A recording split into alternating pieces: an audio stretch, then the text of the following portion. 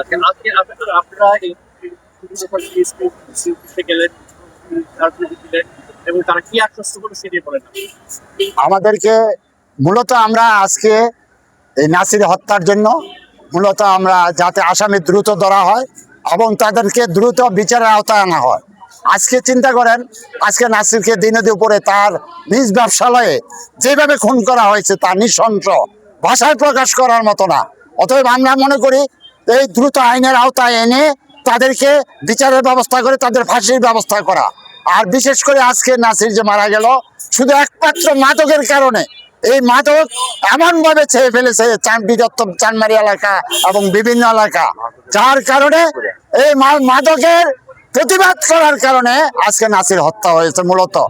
কারণ এই মাদক সম্রাটটা যেভাবে ব্যবসার বিস্তার করছে, নাসির সেটা প্রশ্রয় দিত না।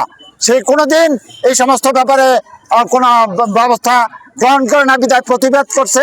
তার জন্য দিনের সেই 1টা বাজে তাকে খুন করা হয়েছে। এই ব্যবসায়ী আজ পর্যন্ত বলতে পারবে না নাসির সম্বন্ধে।